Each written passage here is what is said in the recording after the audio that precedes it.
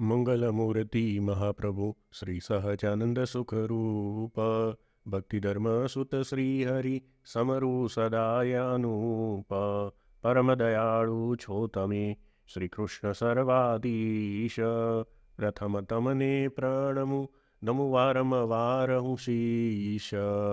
જય સ્વામિનારાયણ. તો આજના સત્સંગમાં આ વિડીયોમાં આપણે જોઈશું કે જે પ્રેમાનંદ સ્વામીએ ઉડાના પદો રચ્યા છે 4 કે આજે મારે ઓરડે રે એ પદો આપણે જે ગાઈએ છીએ અને એને આજના સ્વામિનારાયણ સંપ્રદાયમાં અનેક મત પંથોને એવી રીતે સમજાવે છે કે આમાં મહારાજે સંપૂર્ણ મહિમા પોતાનો કયો છે. એટલે મહારાજ સર્વ અવતારી એટલે બીજા બધા અવતારો કરતાં મોટા છે અને એવી રીતે સમજાવે છે કે શ્રી કૃષ્ણ એ મહારાજના અવતાર છે, શ્રી કૃષ્ણ એ મહારાજથી નીચે છે. તો આપણે આજે એ ઓરડાના પદોની સાચી સમજૂતી મેળવીશું, કેમ કે એ ઓરડાના પદોથી આપણને એવું સમજાવવામાં આવે છે કે શ્રીજી મહારાજ અને શ્રી કૃષ્ણ અલગ છે અને અક્ષરધામ ને ગોલોક પણ અલગ છે. એટલે ગોલોક શ્રી કૃષ્ણ ભગવાનનું છે અને અક્ષરધામ શ્રીજી મહારાજનું છે. એટલે તમે શ્રી કૃષ્ણ ભગવાનની ઉપાસના કરો તો તમને ગોલોકધામ મળે અને શ્રીજી મહારાજની ઉપાસના કરો તો અક્ષરધામ મળે. તો આ બે વસ્તુઓ આ ઓરડાના પદથી લોકો સાબિત કરતા હોય છે આજે. તો આપણે એ લોકોથી ગેરમાર્ગે દોરાવાનું નથી, પણ આપણે આપણી બુદ્ધિનો અહીંયા ઉપયોગ કરવાનો છે. કેમ કે મહારાજે કીધું છે કે બુદ્ધિથી જ આપણને જેમ વિષયોનું જ્ઞાન થાય છે એવી રીતે બુદ્ધિથી જ આપણને ભગવાનના સ્વરૂપનું પણ જ્ઞાન થાય છે. એટલે બુદ્ધિ આધ્યાત્મિક માર્ગમાં આપણે 10 ગણી ખોલવાની છે. જેવી રીતે વ્યવહારિક માર્ગમાં આપણે બુદ્ધિથી બધા નિર્ણયો લઈએ છીએ, એમ આધ્યાત્મિક માર્ગમાં આ બુદ્ધિનો આપણે એનાથી વ્યવહારિક કરતાં 10 ગણો ઉપયોગ કરવાનો છે. અહીંયા બુદ્ધિને તાળા નથી મારવાના, મનને કંટ્રોલ કરવાનું છે. મન, બુદ્ધિ, ચિત્ત, અહંકાર આ 4 અંતઃકરણ છે. એમાંથી મનને આપણે કંટ્રોલ કરીને આપણી જે ઇન્દ્રિયો છે એને પંચ વિષયમાંથી પાછી વાળવાની છે. પણ જે બુદ્ધિ છે એ બુદ્ધિ એ બધાનો કંટ્રોલર છે. બુદ્ધિથી જ આપણને સર્વ પ્રકારનો નિશ્ચય થાય છે. એ વિષયોનો નિશ્ચય હોય કે ભગવાનનો નિશ્ચય હોય.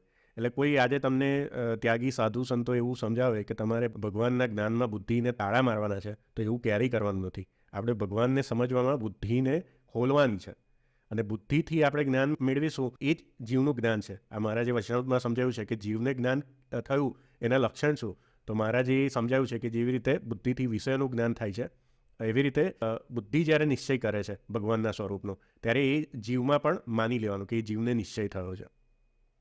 તો આજે અનેક મતપંથો સ્વામિનારાયણ સંપ્રદાયમાં બની ગયા છે. એ બધા પોતપોતાની રીતે આપણે એમનો સિદ્ધાંત ચલાવતા હોય છે. તો આપણે એમનાથી કોઈ વિરોધ નથી, પણ એ લોકો જે રીતે બધા જે મુમુક્ષો કે જેને ગેરમાર્ગે દોરે છે આ પદથી, અને એના લીધે શું થાય છે કે તમે આ બે વસ્તુ આ પદથી માનો, પ્રેમાનંદ સ્વામી રચિત આ જે ઓરડાના પદો છે એનાથી તમે એવું માનો કે શ્રીજી મહારાજને આપણે શ્રી કૃષ્ણ કરતાં અલગ માનવાના છે અને અક્ષરધામ એ ગોલોક કરતાં અલગ છે એવું માનો, તો તમે અહીંયા મેં બતાવ્યું છે કે કેટલા આપણા જે મૂળભૂત શાસ્ત્રો છે એ ખોટા પડે, કેમ કે એમાં ગોલોક મધ્ય અક્ષરધામનું વર્ણન કરવામાં આવ્યું છે, તો એ ખોટું પડે. બીજું, શિક્ષાપત્રી 108 શ્લોક કે સ શ્રી કૃષ્ણ પરબ્રહ્મ ભગવાન પુરુષોત્તમ ઉપાસ્ય ઇષ્ટદેવો સર્વ આવિર્ભાવ કારણ. આ શ્રીજી મહારાજની પરાવાણી છે. એટલે શ્રીજી મહારાજે આ સ્ટેટમેન્ટ આપ્યું એટલે શ્રીજી મહારાજે કીધું કે મારી બુદ્ધિએ કરીને સમગ્ર શાસ્ત્રોનો સાર મેં આમાં કીધેલો છે. એટલે આપણે જ્યારે શ્રી કૃષ્ણને પરબ્રહ્મ ના સ્વીકાર્યા ત્યારે આપણે શું કર્યું કે મહારાજની બુદ્ધિમાં સંશય કર્યો અને આપણી બુદ્ધિ એમાં લગાઈ, તો એ ખોટું પડે. 121મો શ્લોક મહારાજનો ખોટો પડે કે ગોલોકધામ ઈશિપધામ છે અને એમાં રહીને શ્રી કૃષ્ણ ભગવાનની સેવા કરવી એ મુક્તિ માની છે, તો એ ખોટું પડે. ભક્ત ચિંતામણી 1 આપણે પ્રકરણ સમજૂતી જોઈ કે જેમાં નિષ્કાળ સ્વામી સૌથી પહેલાં ગોલોક મધ્ય અક્ષરધામ અને એમાં ભગવાનનું શ્રી કૃષ્ણ રૂપે વર્ણન કરે છે અને પછી એમાં રાધા રમા સહિત ભગવાનનું મૂર્તિ સહિત વર્ણન કરે છે કે બે હાથે વાંસી વગાડે છે, નવીન મેઘ સમાન શ્યામ વર્ણ છે. અને આખી ભક્ત ચિંતામણી લખ્યા પછી છેલ્લે 159મા પ્રકરણમાં નિષ્કાળ સ્વામી જ કહે છે કે આ શ્રીજી મહારાજના આશ્રિત એટલે કે ઉદ્ધવ સંપ્રદાયના આશ્રિત કયા ભગવાનને પામે છે, તો ગોલોક મધ્ય અક્ષરધામનું વર્ણન કરે છે. એમાં ફરીથી શ્રી કૃષ્ણ ભગવાન રૂપે મહારાજનું વર્ણન કરે છે. એમાં રાધા રમા સહિત બીજી સખીઓ સાથે અને બીજા પાર્ષદો સાથે ભગવાનનું વર્ણન કરે છે, તો એ પણ ખોટું પડે. ભક્ત ચિંતામણી પુરુષોત્તમ પ્રકાશ 1 એમાં પણ નિષ્કાળ સ્વામી એવી રીતે જ વર્ણન કરે છે. ગોલોક મધ્ય અક્ષરધામ એમાં શ્રી કૃષ્ણ રૂપે ભગવાનનું વર્ણન, એમાં રાધા રમા સહિત ભગવાનનું વર્ણન, તો એ પણ ખોટું પડે. વચનામૃત પડથારો કે જે 4 નંદ સંતોએ લખ્યો છે એમાંથી એક અષ્ટાંગ યોગી ગોપાળાનંદ સ્વામી હતા, નિત્યાનંદ સ્વામી, મુક્તાનંદ સ્વામી, સુકાનંદ સ્વામી, આ બધા પ્રથમ પૈકીના જે સદગુરુ સંતો છે એ બધાની વાણી ખોટી પડે. અને બીજા અનેક વચનામૃતમાં મહારાજે નક્કી કર્યું છે કે ગોલોક મધ્યે બ્રહ્મ જ્યોતિ શ્રી કૃષ્ણ ભગવાનનું અક્ષરધામ. એવી રીતે અનેક વચનામૃતમાં મહારાજે અક્ષરધામમાં શ્રી કૃષ્ણ ભગવાનને બતાવ્યા છે. તો એ પણ ખોટું પડે. ધામવર્ણન ચાતુરી ધર્મ આખ્યાન જે મુક્તાનંદ સ્વામીએ લખેલા છે, તો એમાં પણ મુક્તાનંદ સ્વામીએ ગોલોક મધ્ય અક્ષરધામ અને એમાં ભગવાનનું શ્રી કૃષ્ણ રૂપે વર્ણન, રાધા રમા સહિત રૂપે વર્ણન, તો એ પણ ખોટું પડે. વાસુદેવ મહાત્મ્ય કે જે આપણા ઉદ્ધવ સંપ્રદાયનું મૂળ છે, જે વેદ વ્યાસ રચિત છે, અને જે ગ્રંથમાં ભગવાન સ્વામિનારાયણ એટલે કે શ્રીજી મહારાજના અવતરણનો આપણને પુરાવો મળે છે ઘટના સાથે, કે જે દુર્વાસા મુનિના શાપથી આનો પ્રયોજન થયું હતું, તો એ પણ ખોટું પડે. કેમ કે એમાં પણ ગોલોક મધ્ય અક્ષરધામનું વર્ણન આવે છે, જે નારદજી જાય છે, એમાં પણ ભગવાનનું શ્રી કૃષ્ણ રૂપે રાધા રમા સહિત વર્ણન છે. અને સત્સંગી જીવન આખો ગ્રંથ ખોટો પડે. કેમ કે એમાં તો પાને પાને સતાનંદ સ્વામીએ એટલા બધા પ્રસંગો વર્ણવ્યા છે કે જ્યાં શ્રીજી મહારાજે શ્રી કૃષ્ણ રૂપે રાધા રમા સહિત અક્ષરધામ સહિત ભગવાનનું દર્શન આપ્યું હોય દિવ્ય રૂપે, તો એ આખો ગ્રંથ ખોટો પડે. અને એમાં પણ જે શ્રીજી મહારાજે આ સત્સંગી જીવન પ્રકરણ 3 અધ્યાય 29, એમાં આપણે આગલી વિડીયોમાં જોયું શ્રી કૃષ્ણ સ્વરૂપ અદ્વૈત, કે શ્રી કૃષ્ણના જન્મ કર્મને જે પ્રાકૃત કહે છે, અને શ્રી અક્ષરધામનું જે દિવ્યાકાર શ્રી કૃષ્ણ રૂપ અને મનુષ્ય આકારે જ્યારે દેવકીનંદન શ્રી કૃષ્ણ રૂપ, એ બે રૂપોમાં, એ બે સ્વરૂપોમાં જે ભેદ કહે છે, તેને મહારાજે કેવા કીધા? અસુરો કીધા. તો શું આ બધું ખોટું છે?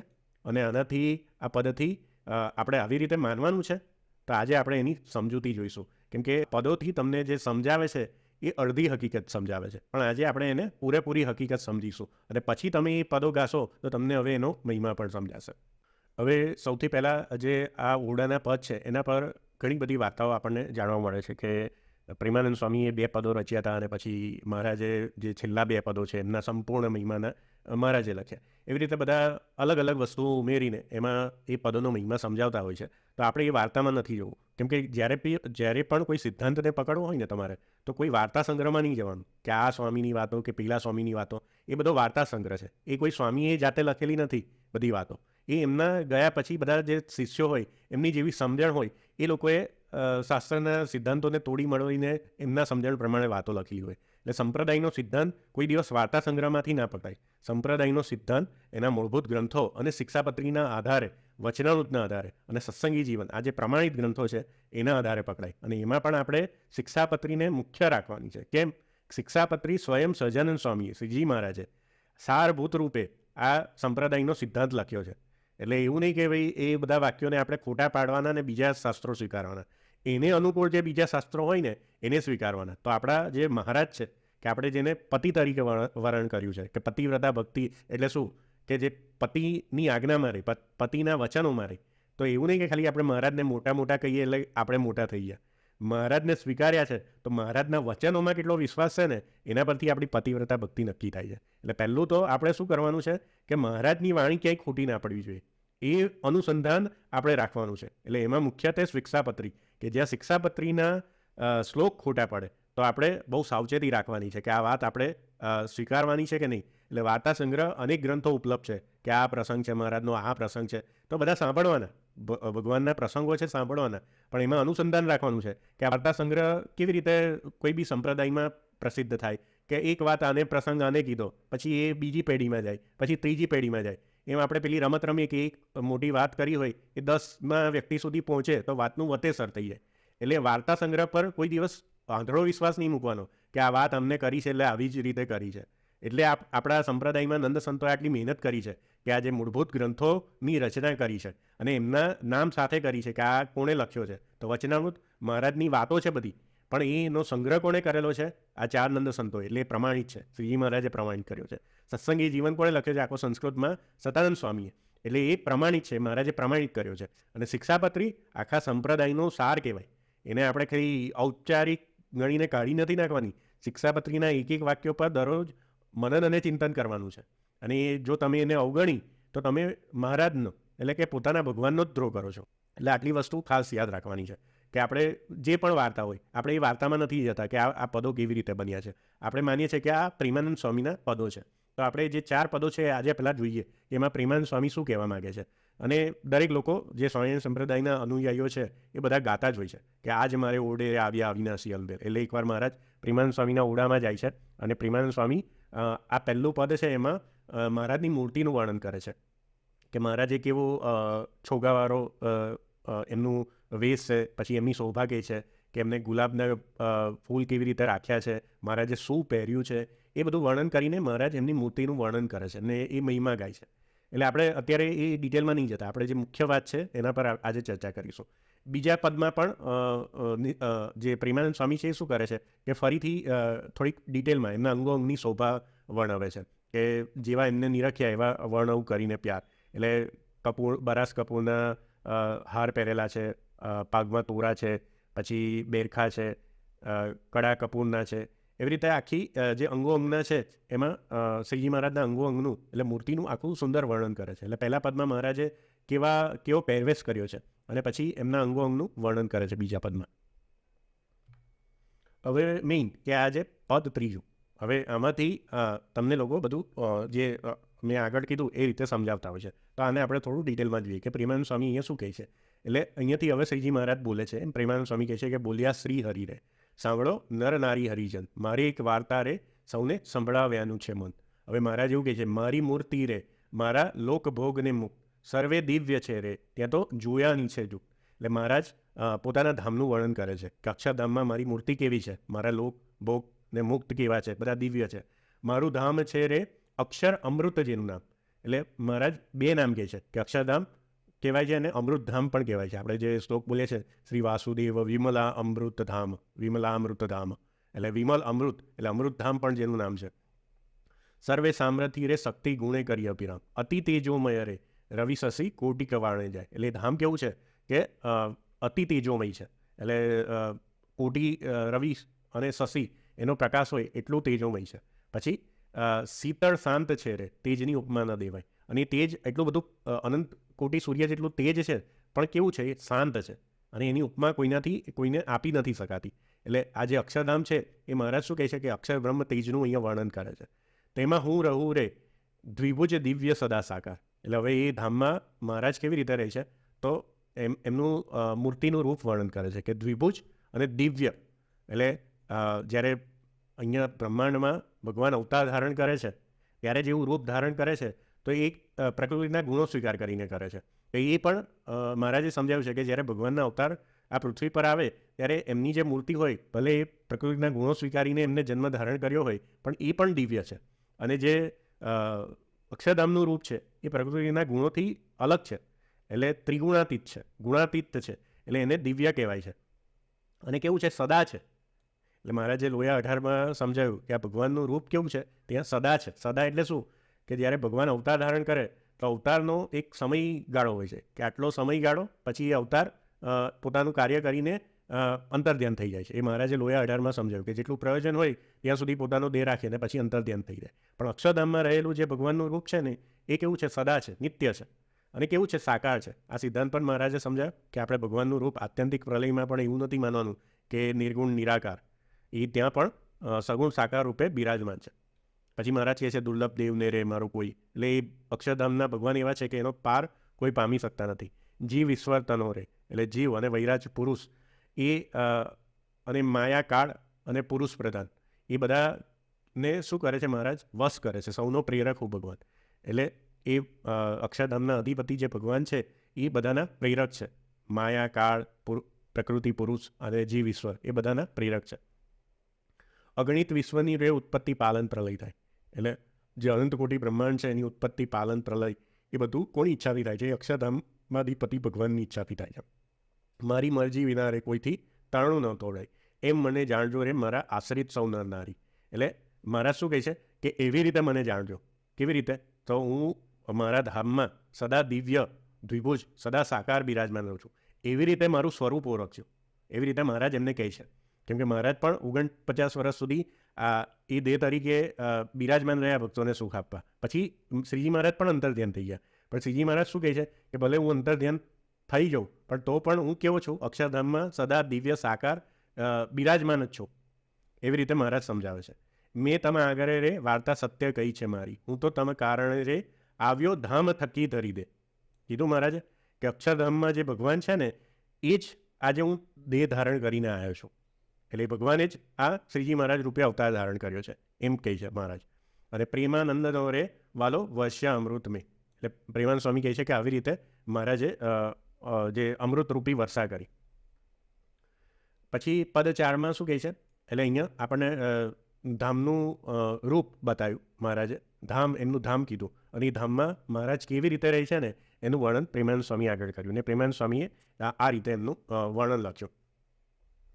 પછી મહારાજ હવે એ ધામમાં જવું હોય ને તો એનો ઉપદેશ આપે છે કે તમારે જો મારા ધામને પામવું હોય તો તમારે શું કરવાનું છે. તો આ પણ આપણે ખાસ સમજીએ. મહારાજ શું કહે છે, વળી સૌ સાંભળો રે મારી વાર્તા પરમાનંદ, પરમ સિદ્ધાંત છે રે સૌને હિતકારી સુકરું, સૌ હરિભક્તને રે જાવું હોય મારે ધામ. એટલે આ જે ધામનું વર્ણન કર્યું ને એમાં જવું હોય ને મારા જે હરિભક્તોને તો શું કરવાનું છે, તો શું કહે છે, તો મને શિવજો રે તમે શુદ્ધ ભાવે થઈ નિષ્કામ. નિષ્કામ એટલે નિષ્કામ ભક્તિ એટલે શું કે કોઈ કામના વગરની ભક્તિ. અત્યારે બધા નિષ્કામનો મતલબ શું સમજાવે છે કે કામ જોડે છે, કામ ભાવના જોડે, એટલે જે સ્ત્રી આસક્તિ છે એની જોડે છે, એટલે એ પણ એમાં આવી ગયું. પણ નિષ્કામ એટલે શું, કોઈ બી કામના વગરની ભક્તિ. એટલે શુભ સંકલ્પો પણ તમારા બાકી નથી રહેતા કે મારો આ શુભ સંકલ્પ છે. નિષ્કામ એટલે સંપૂર્ણ સમર્પણ. તમારે એ મહારાજ જોડેથી કંઈ જોતું જ નથી, એને નિષ્કામ ભક્તિ કહેવાય. કે તમારામાં લૌકિક કામના પણ નહીં રહી, પારલૌકિક કામના પણ નહીં રહી. નિષ્કામ એટલે સંપૂર્ણ નિષ્કામ, એ નિષ્કામ ભક્તિ છે. સૌ હરિભક્તને રહેવું હોય મારે પાસ. એટલે જે હરિભક્તોને મારે પાસ રહેવું હોય તો મહારાજ શું કહે છે કે પહેલાં તમે શું કરજો, મિથ્યા પંચ વિષયની આશા, શબ્દ સ્પર્શ રૂપ રસ ગંધ છે ને એની જે આશા છે એ આ જે 5 વિષયો છે ને એમાં આપણા આ જે આખા બ્રહ્માંડનું સુખ આવી ગયું. એટલે આમાં બધા સુખ આવી ગયા. તમે આ શબ્દ સ્પર્શ રૂપ રસ ગંધ એ 5 વિષયની બહારનો કોઈ પણ વિષય ભોગવતા નથી. એટલે તમે જ્યારે વિચાર કરો ત્યારે વિચારવા બેસો કે અત્યારે હું જે કરું છું આ 5 વિષયમાંથી કયું કરું છું. અને આપણી જે પંચ વિષય જે ઇન્દ્રિયોની વૃત્તિ કેવી છે, જગત તરફ જ રહે છે, બહારની તરફ બહિર્મુખ છે, એટલે એને અંતર્મુખ કરવાની છે. એટલે મહારાજ પહેલાં શું કહે છે કે એની આશા છોડશો ને તો એ બહિર્મુખથી અંતર્મુખ થશે, નહીં તો એ બહારની તરફ જ ચોટેલી રહેશે. કે જે ફોનનો જે કેમેરો હોય એ બહારની તરફ હોય તો બહારના ફોટા લે, પણ જ્યારે તમે એને અંદરની તરફ એટલે કે અંતર્મુખી કરો, એટલે શું કહેવાય, સેલ્ફી કેમેરો કરો તો તમારું પોતાનું રૂપ દેખાય. એવી રીતે ઇન્દ્રિયો એવી છે કે ભગવાને એનું જે મુખ છે ને બહારની તરફ આપેલું છે, પણ જ્યારે તમે બધી ઇન્દ્રિયોને પાછી ખેંચી લો છો આંખો બંધ કરીને, 10 ઇન્દ્રિયોને, તો એ શું છે કે પછી એ સેલ્ફી કેમેરા જેવું કામ કરે છે કે પછી તમને તમારું રૂપ બતાવે છે. એટલે મહારાજ અહીંયા એ અવિજ્ઞાન કહે છે કે પહેલાં તમે પંચ વિષયની આશા મૂકી દેજો. મુજ વિના જાણજો રે બીજા માઇક સૌ આકાર. એટલે ભગવાન વિના બીજા જ બધા માઇક આકાર. હવે અહીંયા અમુક લોકો તમને ખોટું સમજાવશે, એટલે કે શ્રીજી મહારાજ સિવાય બધા આકાર ખોટા સમજવાના. એટલે એવું નહીં કે ભગવાનના અવતારોના આકાર નહીં, કેમ કે જે ભગવાન છે એ જ બધા અવતાર ધારણ કરે છે. એટલે અવતારને અવતારી એ વચ્ચે આગળ ઘણી વિડીયો બનાવી છે ને આમાં પણ જોઈશું. એટલે ભગવાનના આકાર વિના, મુજ આકાર વિના, એટલે અહીંયા મહારાજ ભગવાન ભાવથી કહે છે કે ભગવાન વિના બીજા માઇક આકાર જાણજો. પ્રીતિ તોડજો રે જૂઠા જાણી કુટુંબ પરિવાર. પછી મહારાજ શું કહે છે કે તમારા કુટુંબ પરિવારમાં પણ એટલી બધી પ્રીતિ ના રાખજો, કેમ કે એ અસત છે, એક દિવસ એ છૂટી જ જવાનું છે. સૌ તમે પાડજો રે સર્વ દ્રઢ કરી મારા નેમ. હવે મુખ્ય વાત કહે છે કે તમારે શું કરવાનું છે કે મારી જે વાત કહેલી છે ને એ તમારે દ્રઢ કરીને પાડવાની છે. મુખ્ય જે વસ્તુ છે એ શેમાં છે, શિક્ષાપત્રીમાં. કેમ? શિક્ષાપત્રી રોજ વાંચવાની આજ્ઞા કરી છે, અને એમાં મહારાજે બહુ ભાર દઈને કીધું છે કે મારા આશ્રિતો માટે લખી છે. એટલે શિક્ષાપત્રીના જે 212 નિયમો છે એ પ્રમાણે આપણે દરરોજ અનુસંધાન રાખવાનું છે કે આ પ્રમાણે આપણે વર્તીએ છીએ, આ પ્રમાણે આપણે માનીએ છીએ, એ દ્રઢ કરીને રાખવાનું છે. તમ પર રીજ રે ધર્મને ભક્તિ કરશે છે. એટલે જો તમે મારી આજ્ઞા પાડશો ને તો આ ધર્મ અને ભક્તિ છે, એટલે તમારામાં ધર્મ છે અને જે ભક્તિ છે ભગવાનની એ પણ તમારા પર કૃપા કરશે. એવી રીતે સંત હરિભક્તને શિક્ષાનો ઉપદેશ આપ્યો. પછી કહે છે કે લટકા હાથના રે કરતા સોંપે નટવર વેશ. એવી રીતે પછી આગળ કહે છે, આગળ એવું કહે છે, ઈશ્વર ઉદય થયા રે કળીમાં કરવા જનના કાજ. એટલે આજે ભગવાન પ્રગટ થયા છે કળિયુગમાં બધા જનના કાજ કરવા. અને છેલ્લે આ પદનો મહિમા કહે છે પ્રેમાનંદ સ્વામી, એ પદ શીખશે રે ગાશે સાંભળશે કરી પ્યાર, પ્રેમાનંદનો રે સ્વામી લેશે તેની સાર. એટલે હવે આ પદ આપણે સમજી ગયા કે આ પદમાં મહારાજે શું કહેવા માંગ્યું. તો પહેલાં તો પોતાના ધામનું વર્ણન કર્યું, અક્ષરધામનું. પછી એમાં દિવ્ય સદા સાકાર રૂપે વિરાજમાન રહી છે એ કીધું, અને એ બધાના પ્રેરક છે અને બધાનું કારણ એ ભગવાન છે, એવી રીતે એમને વાત કરી. અને ત્યાંથી જ એ ભગવાને અવતાર ધારણ કરેલ છે, આવ્યો ધામ થકી ધરી દે. બરાબર, એવી રીતે મહારાજે વાત કરીને પછી ચોથા પદમાં શું કીધું કે મારી આજ્ઞામાં તમે રહેજો, અને મેં જેમ કીધું છે પંચ વિષયની આશા છોડી દેજો, કુટુંબ પરિવાર પ્રત્યેથી પ્રીતિ તોડજો, અને મેં જે આજ્ઞા કરી છે, મેં જે વચનો કહ્યા છે એમાં દ્રઢ કરીને એને પાળજો, તો તમારા પર ભક્તિ અને ધર્મ એ કૃપા કરશે. તો આ એ ધામ પામવાની અને ધામમાં રહેલી મૂર્તિ પામવાની આ એમને ટેકનિક પણ બતાવી. હવે આનાથી આ બે પદથી જે મેં આગળની સ્લાઇડમાં બતાવ્યું એમ બધા શું સમજાવે કે અહીંયા શ્રીજી મહારાજે પોતાના સર્વોપરીપણાનો આ બે પદોમાં ભરપૂર મહિમા ગયો. તો સર્વોપરીપણાનો મહિમા તો ગાયો જ છે, પણ એનાથી એ લોકો શું સમજાવે છે કે આના પરથી એવું સાબિત થાય છે કે શ્રીજી મહારાજ શ્રી કૃષ્ણ કરતાં મોટા છે. આવું સાબિત કરે છે. અને એવું કહે છે કે અહીંયા જો ગોલોકનું આવ્યું જ નહીં વર્ણન, એટલે અક્ષર અમૃત કીધું એટલે મહારાજનું ધામ કયું સમજવાનું છે આપણે? અક્ષરધામ. એવી રીતે આપણને સમજાવે છે. પણ એ સાચું છે કે ખોટું છે એ આજે આપણે એમને ચકાસીએ. અને અહીંયા પ્રેમાનંદ સ્વામીએ જે ધામનું વર્ણન કર્યું અને ધામની મૂર્તિનું વર્ણન કર્યું, તો આગળના જે મેં રેફરન્સ બતાવ્યા બધા મૂળભૂત શાસ્ત્રોના, એનાથી અલગ કર્યું છે કે નહીં એ પણ જોઈ લઈએ આપણે, એ પણ ચકાસી લઈએ. તો આપણને ખબર પડી જાય કે પ્રેમાનંદ સ્વામીએ એ બધા ગ્રંથોને ખોટા પાડ્યા છે અહીંયા, એ જોઈ લઈએ. હવે એ જોતાં પહેલાં આ થોડુંક હું તમને સમજાવી દઉં. આ મારી ઘણી બધી વિડીયોમાં હું સમજાવું છું, પણ જે નવા હોય એને હું એકવાર રિપીટ કરી દઉં કે આગળ જે બધા પ્રમાણો બતાવ્યા એ દરેક મૂળભૂત શાસ્ત્રોમાં અક્ષરધામનું વર્ણન કેવી રીતે કરવામાં આવ્યું છે. વૈષ્ણવ પથારો લઈ લો, ભક્તિ ચિંતામણી પ્રકરણ 1, પુરુષોત્તમ પ્રકાશ 1, ધર્માખ્યાન, ધામ વર્ણન ચાતુરી, વાસુદેવ મહાત્મ્ય, એમાં કેવી રીતે કે ભગવાનના ધામનું વર્ણન કેવી રીતે ગોલોક મધ્યે અક્ષરધામ, એટલે આ જે સર્કલથી બતાવ્યું છે મેં એ તમે ગોલોક ધામ ગણો, અને આ જે વ્હાઇટ છે એને તમે અક્ષર બ્રહ્મ તેજ એટલે કે અક્ષર બ્રહ્મ ધામ ગણો, કે તેજનો પુંજ છે. કે જે લોકો નિર્ગુણ નિરાકારમાં માને છે એ લોકો ફક્ત આ ભગવાનને અહીંયા આ ધામમાં તેજ રૂપે, તેજ પુંજ રૂપે નિહાળે છે.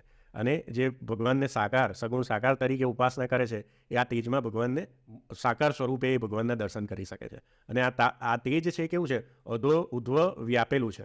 અમે ધામ વર્ણન ચાતુરીમાં થોડું વિઝ્યુલાઇઝેશન કરીને બતાવ્યું છે કે આ તેજ પુંજ છે. એટલે અહીંયા મહારાજે સત્સંગી જીવનમાં પણ સમજાવ્યું કે આ તેજ પુંજ છે તો કેવી રીતે છે? સૂર્ય છે તો સૂર્ય આપણે તેજના પુંજ તરીકે એને નિહાળીએ છીએ, અને એનો પ્રકાશ કેવો છે કે સર્વ બ્રહ્માંડમાં વ્યાપ્ત છે. એમાં જે અક્ષર બ્રહ્મ તેજ છે ને એ તેજનો પુંજ ગોલોક મધ્ય છે, પણ એનું તેજ કેવું છે? સર્વ એટલે અધો ઉધ્વ રહિત છે અને સર્વનો આધાર છે, ચિદાકાશ છે, એનું ચિદાકાશ નામ છે.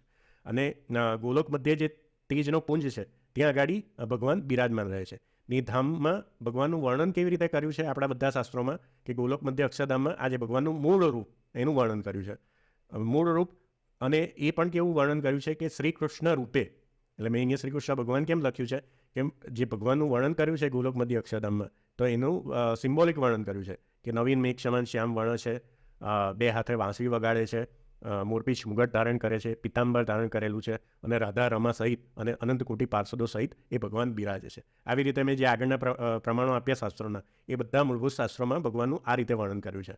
અને વચનામૃતમાં પણ 4 નંદ સંતોએ પરથારામાં આ રીતે જ લખ્યું છે. એટલે પરથારો સાર રૂપે છે. કોઈ પણ વચનામૃત સમજવું હોય ને તો પહેલાં પરથારો વાંચવાનું. એમાં ભગવાનનું ધામ કેવું છે, ભગવાનનું સ્વરૂપ કેવું છે, અને ત્યાંથી ભગવાન પ્રગટ્યા કે એ જ ભગવાન સમગ્ર ઐશ્વર્ય અને શક્તિ સાથે કૌશલ દેશને વિશે પ્રગટ થતા હવા, આવું લખ્યું છે. પછી એ પ્રગટ પણ કેવી રીતે થાય છે એની ઘટના કહી છે કે એકવાર બદ્રિકાશ્રમમાં સભા ભરાઈ હતી. એટલે જે આ ભગવાન છે અક્ષરધામના અધિપતિ શ્રી કૃષ્ણ ભગવાન, એમને જે આ બ્રહ્માનો 51મું વર્ષ પહેલો દિવસ એના પહેલા મન્વંતરના પહેલા સતયુગમાં નરનારાયણ તરીકે એ ભગવાનનો પ્રાદુર્ભાવ થયો. પછી આ નરનારાયણ ઋષિ ત્યાં બદ્રિકાશ્રમમાં તપ કરે છે ત્યારથી, અને આજ પર્યંત એટલે હજુ પણ 1 કલ્પ સુધી શ્રીમદ ભાગવતનો રેફરન્સ છે. એ ભગવાન 1 કલ્પ સુધી એટલે બ્રહ્માના આખા દિવસ સુધી તપ કરે છે ત્યાં સૂક્ષ્મ રૂપે, એટલે આપણને સ્થૂળથી દેખાતા નથી. અને આ જ ભગવાન શું કરે છે કે આ પહેલો મન્વંતર, બીજો, ત્રીજો, ચોથો, પાંચમો, છઠ્ઠો, સાતમા મન્વંતર, એટલે એનું નામ શું છે? વૈવસ્વત મન્વંતર. એના 28ના મહાયુગના દ્વાપરયુગમાં એ કૃષ્ણ રૂપે એટલે દેવકીનંદન કૃષ્ણ રૂપે, એટલે શ્રીમદ ભાગવતમાં આ નરનારાયણની એકતા શ્રી કૃષ્ણ ભગવાન સાથે કરેલી છે કે આ જે સચ્ચિદાનંદ રૂપ શ્રી કૃષ્ણ છે ભગવાન અક્ષરધામાધિપતિ, એ જ શ્રી કૃષ્ણ દેવકીનંદન રૂપે પ્રગટ થયા.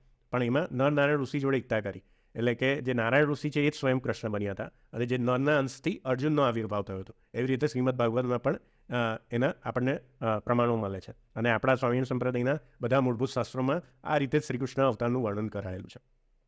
અને પછી કળિયુગમાં એ જ દેવકીનંદન શ્રી કૃષ્ણ, એટલે શ્રી કૃષ્ણ ભગવાન તો 125 વર્ષ પછી અંતર ધ્યાન થઈ ગયા. અને પછી બદ્રિકાશ્રમમાં જે સભા ભરાઈ હતી તો એમાં બધા મરીચ્યાદિક ઋષિ આવે છે અને જે ભરતખંડની જે દુર્દશા હોય છે એનું વર્ણન કરે છે કે અધર્મ કેટલો વ્યાપ્યો છે.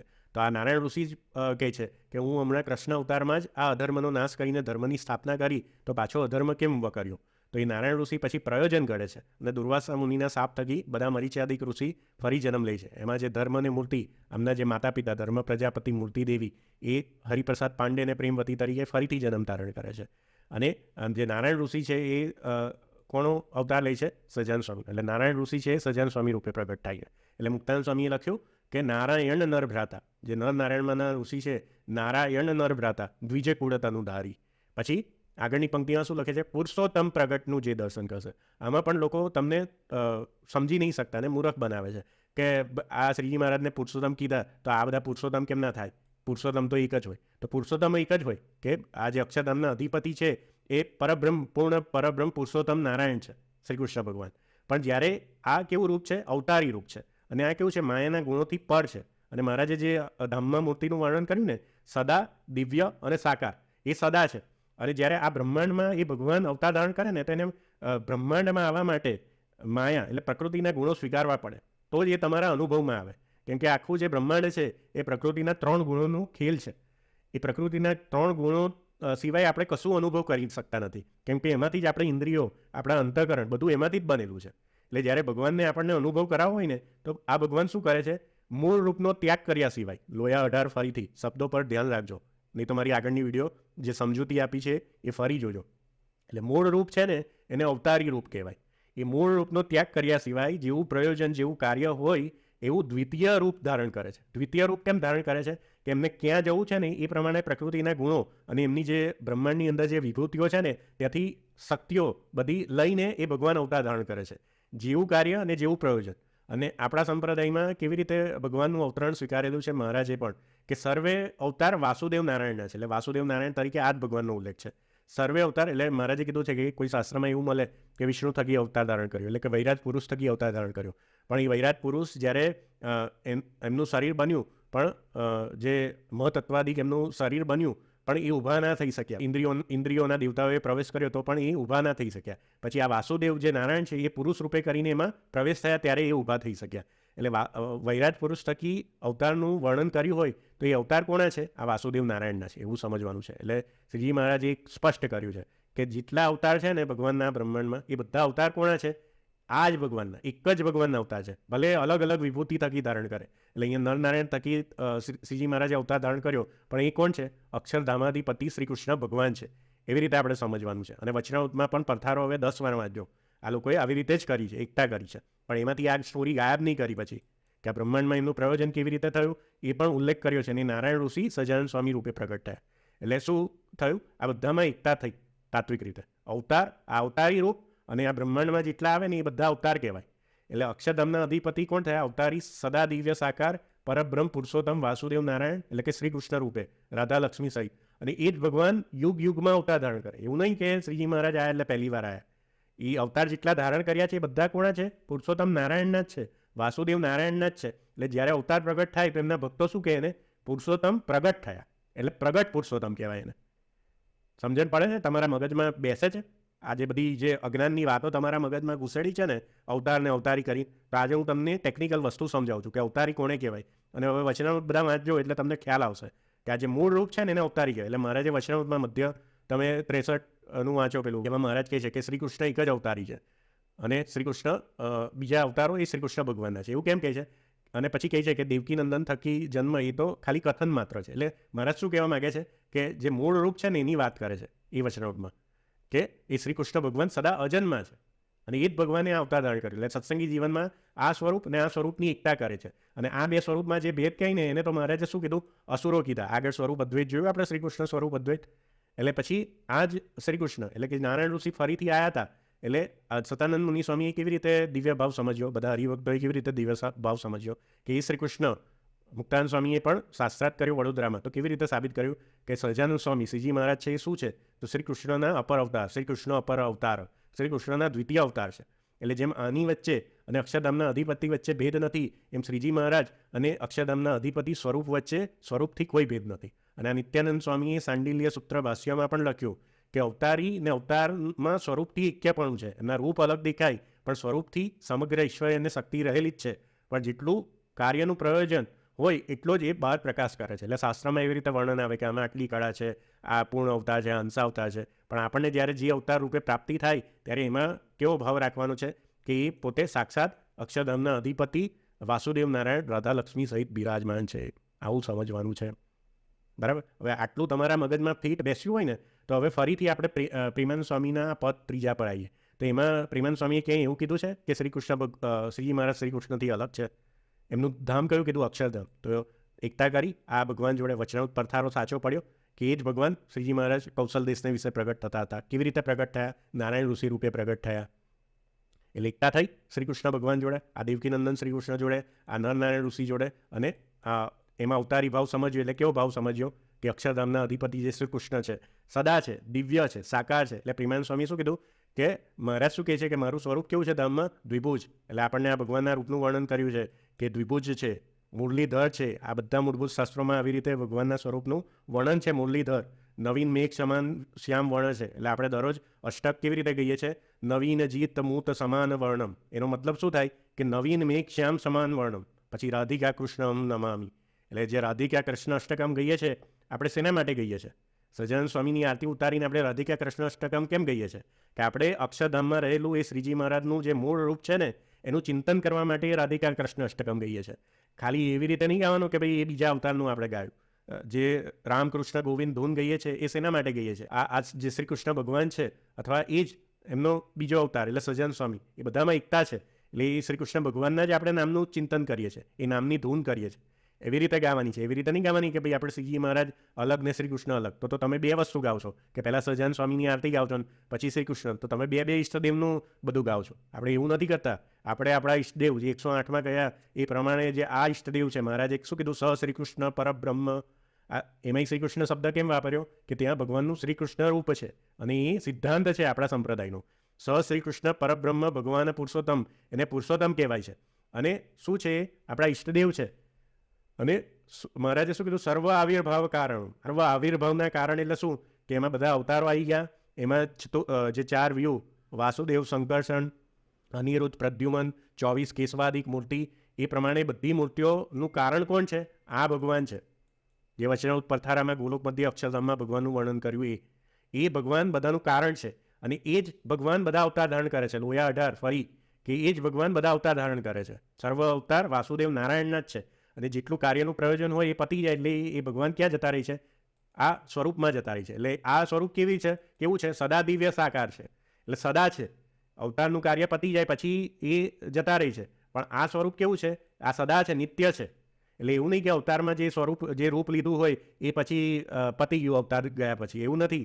એ અવતારમાં પણ આ અવતારી તત્વએ જ પ્રવેશ કર્યો હતો. એટલે જ્યારે એમાં જે ચરિત્રો કર્યા હોય કે એમાં જેવું રૂપ ધારણ કર્યું હોય એ પણ રૂપ કેવું છે? સદા દિવ્ય છે. એટલે એમની મૂર્તિ પણ સદા દિવ્ય છે. કૃષ્ણ ભગવાનની મૂર્તિ પણ સદા દિવ્ય છે. નરનારાયણનો વિગ્રહ પણ સદા દિવ્ય છે. એવી રીતે રામ રૂપે ભગવાન આવ્યા હતા તો રામ રૂપે પણ ભગવાનનો વિગ્રહ સદા દિવ્ય છે. અને એ બધા કોણ કહેવાય? પ્રગટ પુરુષોત્તમ કહેવાય. એ જે ભગવાનની મૂર્તિઓ બધી કેવી કહેવાય? અવતારની મૂર્તિઓ પ્રગટ પુરુષોત્તમ કહેવાય. કેમ કે જે આપણને આપણી ઇન્દ્રિયોથી અગોચર છે એ પુરુષોત્તમ પ્રગટ થાય છે, આપણા અનુભવમાં આવે છે, આપણે એમનું રૂપ દેખી શકીએ છીએ. એટલે એને શું કહેવાય? પ્રગટ પુરુષોત્તમ કહેવાય. એટલે એવું નહીં કે ભાઈ શ્રીજી મહારાજ પ્રગટ પુરુષોત્તમ એટલે શ્રી કૃષ્ણ પ્રગટ પુરુષોત્તમ નહીં કે રામ પ્રગટ પુરુષોત્તમ નહીં. એવી અજ્ઞાનીઓની થિયરીઓ આપણે નહીં માનવાની. આપણે સિદ્ધાંત સમજવાનો છે કે અહીંયા મહારાજ શું સમજાવે છે. એટલે મહારાજ કહે છે ને કે ભગવાન બધા અવતાર ધારણ કરે. એટલે આ ભગવાનની વાત કરે. મહારાજ કેમ બધે શબ્દ વાપરે છે કે અક્ષરધામમાં શ્રી કૃષ્ણ ભગવાન? આના કારણે વાપરે છે કે આપણે મૂળ સ્વરૂપ કેવી રીતે સ્વીકારેલું છે? શ્રી કૃષ્ણ રૂપે. એટલે હું તમને કહું છું કે જે પણ વચનામૃત સમજવું હોય ને તો પહેલાં પરથારો વાંચવાનું. પરથારો 4 નંદ સંતોએ છેલ્લે સમજી વિચારીને લખ્યો છે કે તમને કોઈ વચનામૃત સમજવામાં મુશ્કેલી ના પડે, કે તમે પછી આમાંથી ખોટા શબ્દોનું અર્થઘટન ના કરો. એટલે 4 નંદ સંતોએ મહેનત કરીને પરથારો બનાવ્યો છે. એમાં ધામનું રૂપ, ધામ કેવી રીતે છે, ધામમાં ભગવાનના સ્વરૂપનું વર્ણન એ બધું જ કર્યું. અને એ ભગવાન પ્રગટ થયા, કેવી રીતે પ્રગટ થયા એ પણ કર્યું. એટલે પછી એમાં અર્થના અનર્થ કરીને બધાને સમજાવવાનું નથી. હવે જ્યારે એ ભગવાન અવતાર ધારણ કરે એટલે આ જ ભગવાને અવતાર ધારણ કર્યું છે દ્વિતીય રૂપ લઈને. એટલે મનુષ્યકાર આવે એટલે દ્વિતીય સજાતીય રૂપ કહેવાય. અને પશુ પક્ષીમાં આવે એટલે કે વરા કે મત્સ્ય કે કચ્છ એવો અવતાર ધારણ કરે તો દ્વિતીય વિજાતીય રૂપ એટલે મનુષ્ય સિવાયનું રૂપ. તો એ બધા કેવા છે? આ જ ભગવાનના સ્વરૂપો છે બધા. સમજણ પડે છે? મગજમાં બેસે છે? હવે એ પદને સમજો કે પ્રેમાનંદ સ્વામીએ એ ત્રીજા પદમાં ક્યાંય એવું લખ્યું કે આ શ્રીજી મહારાજે પોતાના ધામનું વર્ણન કર્યું, તો કયા ધામનું? અક્ષર અમૃત જેનું નામ. તો પથરામાં જ કહે છે કે આના બહુ બધા નામ છે. અક્ષરધામ છે, બ્રહ્મપુર છે, અમૃતધામ છે, ચિદાકાશ કહેવાય છે. બધું જ આવી ગયું એમાં. એટલે અક્ષર અમૃત એ પણ ખોટું નહીં લખ્યું. દ્વિભૂત દિવ્ય સદા સાકાર, તો આ ભગવાન કેવા છે? દ્વિભૂત છે, દિવ્ય છે, સદા છે, સાકાર છે. એટલે શ્રીજી મહારાજનું સ્વરૂપ કેવું છે? સ્વરૂપ નિષ્ઠા પાકી કરવાની છે ને, તો સ્વરૂપ કેવું છે ભગવાનનું? શ્રીજી મહારાજનું દ્વિભૂત, સદા, દિવ્ય, સાકાર, શ્રી કૃષ્ણ રૂપ, મુરલીધર. ધામ વર્ણન ચાતુરીમાં સમજાયું. નિષ્કુળાનંદ સ્વામી આખી ભક્ત ચિંતામણી લખીને 159માં પ્રકરણમાં આ ભગવાનના સ્વરૂપનું વર્ણન કર્યું છે. આજે જ ભક્ત ચિંતામણી ખોલો અને એમાં છેલ્લું 159મું પ્રકરણ વાંચો. તમને બધા ખાલી ભક્ત ચિંતામણીના વચ્ચેના પ્રકરણો 1-2 પંક્તિઓ સમજાઈને બધું ગેરમાર્ગે દોરે છે, પણ એનો સાર જે 159માં પ્રકરણમાં લખ્યો એ થોડોક વાંચો, એને સમજવાનો પ્રયત્ન કરો. હું પણ એની સમજૂતી ભવિષ્યમાં બનીશ. એટલે તમને આ 159મું પ્રકરણ આજના કોઈ ત્યાગી સાધુ સંતો નહીં સમજાવે. કેમ કે એ લોકોએ ભેદ જ કરેલો છે. એટલે આપણે એવું નથી કરવાનું કે આ વસ્તુ ઉપાડવાની છે ને આ વસ્તુ છોડી દેવાની છે.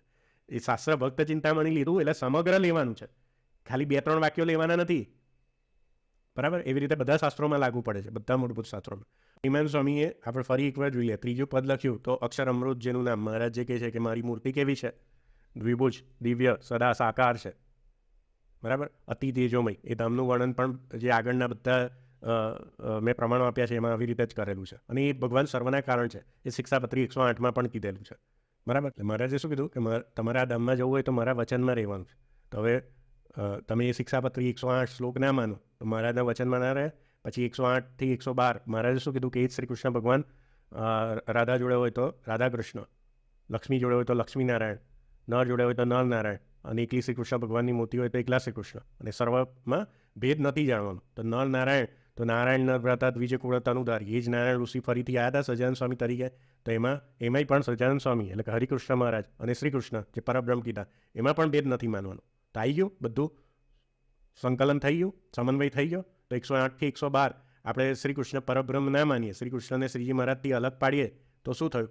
ભગવાનનું વચન માન્યું, શ્રીજી મહારાજનું વચન માન્યું કે શ્રીજી મહારાજનું વચન ઉલ્લંઘ્યું? થાય છે મગજમાં થોડુંક બેસશે તમને. હવે હું તમને બધું લિંક કરી આપું છું. એટલે અહીંયા એવું નથી કીધું, આ પદ્ધતિ પ્રેમાનંદ સ્વામી એવું પ્રૂવ નથી કર્યું કે આ અક્ષરધામ ગોલોક કરતાં અલગ છે, કે અક્ષરધામમાં દ્વિભૂત દિવ્ય સદા સાકાર એવી રીતે મૂર્તિનું વર્ણન કર્યું મહારાજની. એ મહારાજે એવું નથી કીધું કે હું ત્યાં આગળ આ રૂપે નથી, શ્રી કૃષ્ણ રૂપે નથી. એ રૂપે જ છે, કેમ કે આપણા નંદ સંતોએ ને શ્રી મહારાજે સ્વયં આ રીતે નક્કી કરેલું છે. સત્સંગી જીવનમાં શ્રી કૃષ્ણ સ્વરૂપ અદ્વૈત, એમાં અક્ષરધામમાં ભગવાનના સ્વરૂપનું વર્ણન શ્રીજી મહારાજે પોતે આ રૂપે જ કરેલું છે. એટલે આપણે શ્રીજી મહારાજની અને શ્રી કૃષ્ણ ભગવાનની, એટલે અક્ષરધામના શ્રી કૃષ્ણ ભગવાનની એની એકતા કરવાની છે. એટલે અવતારી ભાવ રાખવો હોય શ્રીજી મહારાજમાં તો શું માનવાનું છે એમને? કે એ સ્વયં શ્રી કૃષ્ણ છે. એટલે અમુક કહે છે કે એ અક્ષરધામના શ્રી કૃષ્ણ જોડે એકતા કરવાની, પણ અહીંયા અવતાર જે દેવકીનંદન શ્રી કૃષ્ણ જોડે એકતા થાય. તો હવે એના પ્રશ્નનો જવાબ પણ હું આપી દઉં કે એકતા ના કરો તો પછી આ બે વચ્ચે પણ એકતા ના થાય. કેમ? તો સત્સંગી જીવન પ્રકરણ 3 ને અધ્યાય 29માં મહારાજે શું નક્કી કર્યું કે આ ભગવાન અક્ષરધામના અધિપતિ શ્રી કૃષ્ણ અને દેવકીનંદન શ્રી કૃષ્ણ વચ્ચે અભેદ જાણવાનો છે. અભેદ એટલે એના વચ્ચે ભેદ નહીં જાણવાનો, નહીં તો મહારાજના મત પ્રમાણે તમે શું થશો? અસુરો થશો. આ વાક્યો મેં સમજાયા છે આગળ, એટલે જોઈ લેજો. આ પ્રમાણ સાથે છે વદંત્ય અસુરા હિતે.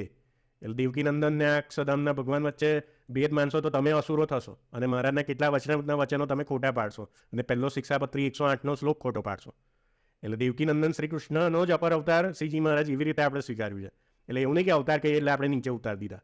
અહીંયા આ બ્રહ્માંડમાં જે પણ આવે બધા અવતાર જ કહેવાય, પણ એને અવતારી ભાવથી આપણે આરાધન કરવાનું છે. કેમ કે એ અવતારી સ્વરૂપે જ બધા અવતાર ધારણ કરે છે. મહારાજે વચનામૃતમાં ઘણી જગ્યાએ સમજાયું. એટલે એમાં દિવ્ય ભાવ રાખવાનો એટલે કેવો રાખવાનો? કે ભગવાન રાધા લક્ષ્મી સહિત અક્ષરધામ સહિત બિરાજે છે. એટલે શું? રાધા લક્ષ્મી સહિત ભગવાન બિરાજમાન છે એવી રીતે માનવાનું છે આપણે શ્રીજી મહારાજને. એટલે અક્ષરધામમાં એટલે કંઈ બીજી મૂર્તિ પકડી નહીં લાવવાની બીજા કોઈની. એ પણ હું આગળ સમજાવીશ બધા પ્રમાણો આપી. એટલે હવે તમે કહેશો કે તમે તો દેવકીનંદન શ્રી કૃષ્ણ જોડે એની એકતા કરી, તો આ તો બીજા અવતાર જેવા જાણીએ. તો એની પણ આપણે મધ્યના ઉપર ભવિષ્યમાં ચર્ચા કરીશું કે બીજા અવતાર જેવા ન જાણવા એવું વાક્ય કેવી રીતે શેપક છે, અને એની તમે સાચી રીતે સમજો તો શું સમજવાનું છે, એની પણ ભવિષ્યમાં વિડીયો બનાવીશું. કેમ કે એનાથી પણ લોકોએ તમારામાં બહુ ગેરસમજ નાખેલી છે, અને બધા મૂળભૂત શાસ્ત્રોને ખોટા પાડીને તમને ખાલી એ વાક્યથી બધા અવતારોનો દ્રોહ કરાવે છે. એ પણ આપણે ભવિષ્યમાં જોઈશું. તો અત્યારે પહેલાં એવું સમજીએ કે ચલો તમે કીધું કે અક્ષરધામના અધિપતિ શ્રી કૃષ્ણ ભગવાન અને શ્રીજી મહારાજની એકતા કરી, પણ દેવકીનંદન શ્રી કૃષ્ણ જોડે એટલે કૃષ્ણ અવતાર જોડે કેમની એકતા કરવાની? તો આજે પ્રેમાનંદ સ્વામીએ જે પદ લખ્યું છે ને, બનાવ્યું છે ને, હવે પ્રેમાનંદ સ્વામીનું જ બીજું પદ હું તમને બતાવું. હવે આવી જાઓ. પ્રેમાનંદ સ્વામીએ દેવકીનંદન શ્રી કૃષ્ણ અને શ્રીજી મહારાજની એકતા કરેલી, એના પર આ પદ બહુ અદ્ભુત બનાવ્યું છે. મંગલ મૂર્તિ મધુરી સહજાનંદ મહારાજ. હવે આ તમે બધાની ચાલાકી જોજો, સૂર્ય પ્રવૃત્તિવાળા છે ને આજે બધા, એટલે હવે અહીંયા તમે ખોટું ના લગાડજો. આ મારો શબ્દ નથી, આ ભગવાન સ્વામિનારાયણનો એટલે શ્રીજી મહારાજનો શબ્દ છે કે જે અક્ષરધામના શ્રી કૃષ્ણ ભગવાન એટલે અક્ષરધામના ભગવાન અને દેવકીનંદન શ્રી કૃષ્ણ વચ્ચે જે ભેદ કહે છે, ભેદ કરે છે અને ભેદ કરીને કહે છે બીજાને, એ બધા મહારાજે શું કીધેલા છે? અસુરો. એટલે જે શ્રીજી મહારાજને શ્રી કૃષ્ણથી અલગ પાડે છે અથવા શ્રીજી મહારાજ કરતાં શ્રી કૃષ્ણને નીચે પાડે છે ને, એને મહારાજે બધાને અસુરો કીધેલા છે. એટલે હું અસુરો કહું છું. હવે જેના પર લાગુ પડતું એ લાગુ પડે, કેમ કે આ મારો સિદ્ધાંત નથી, આ વૈષ્ણવ સિદ્ધાંત મહારાજે આપેલો છે. એટલે હું કહું છું કે આસુરી પ્રવૃત્તિવાળા એ લોકો તમારી સામે કેવી ચાલાકી કરશે કે આજ મારે ઓર્ડર એ પદ ગવડાઈ કરશે, અવતાર ધ્રોહ કરાવશે તમને, પણ આ પદ ક્યારેય નહીં બતાવે કે જે પ્રેમાનંદ સ્વામીએ જ સ્વયં લખેલું છે. હવે આ પદ પર થોડું દ્રષ્ટિ પાડીએ. આ પદમાં પ્રેમાનંદ સ્વામી શું કહે છે? તો મહારાજ પ્રેમાનંદ સ્વામી કહે છે મંગલ મૂર્તિ મધુરી સહજાનંદ મહારાજ. આ મહારાજની મૂર્તિ કેવી છે? શ્રીજી મહારાજની જે આવી રીતે સિદ્ધાસનમાં મહારાજ બેસતા હતા અને જમણા હાથે ગુલાબ પકડીને સૂંઘતા હતા, એ મૂર્તિ કેવી છે મહારાજની? મંગલ મૂર્તિ છે, મંગલ કરનારી મૂર્તિ છે. એવા સહજાનંદ મહારાજ છે. અને શું કહે છે? દ્વિજકુલ પ્રગટ ભયે પુરુષોત્તમ. આવ્યું ફરી પ્રગટ. આ પ્રગટમાં બહુ લોચા માર્યા છે આજે લોકોએ. એ પણ આપણે એક વિડીયો બનાવીશું. કેટલી વિડીયો મારે બનાવવાની છે, મારે પણ લિસ્ટ બનાવવું પડશે કે આ પ્રગટ, પ્રત્યક્ષ અને પરોક્ષ એમાં જે લોચા સમજાય છે ને તમને, એમાંથી બધા આજે પ્રગટ થઈને પૂજાય છે બધા. પણ આપણે એનો અર્થ પણ સમજાવીશું કે પ્રગટ શું કહેવાય. અત્યારે મેં તમને થોડોક સમજાવી દીધું આગળ કે ભગવાન જે અવતારી રૂપ છે ને, એ જ્યારે બ્રહ્માંડમાં અવતાર ધારણ કરે ને એટલે પ્રગટ થયા, એટલે આપણે અનુભવમાં આવ્યા, એટલે આપણે એને પ્રગટ પુરુષોત્તમ કહીએ છીએ. એટલે રામને પણ પ્રગટ પુરુષોત્તમ કહેવાય, શ્રી કૃષ્ણ ભગવાનને પણ પ્રગટ પુરુષોત્તમ કહેવાય, શ્રીજી મહારાજને પણ પ્રગટ પુરુષોત્તમ કહેવાય. એવી રીતે ભગવાનના જેટલા બી અવતારો થાય ને એ બધાને પ્રગટ પુરુષોત્તમ કહેવાય. કેમ કે અવતાર એ કંઈ જીવ, ઈશ્વર, માયા, અક્ષર એટલે બ્રહ્મ ને પરબ્રહ્મ, એ જે 5 વેદ કીધા એમાં એ પરબ્રહ્મમાં જ બધા અવતારો ફિટ થાય. એવું નહીં કે અવતારો પછી ઈશ્વરમાં લઈ આવવાના છે.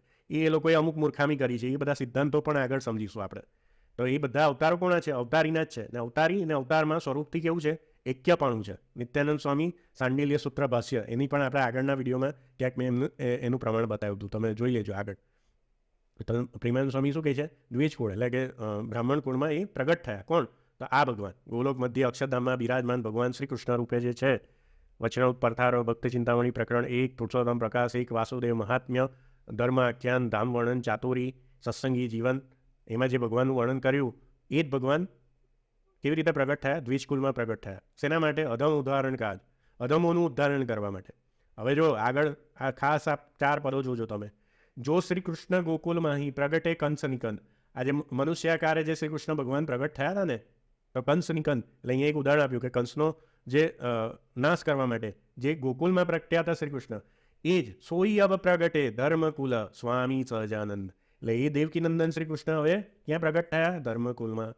તબ યદુનંદન પ્રગટ હોઈ ઉતાર્યો ભૂવિ પાર. એટલે ત્યારે આ કૃષ્ણ અવતારમાં એમને શું કર્યું કે ભૂમિનો ભાર ઉતાર્યો. અબ કલી મેં સતજુગ કિયો અધર્મ મૂલ અવકાર.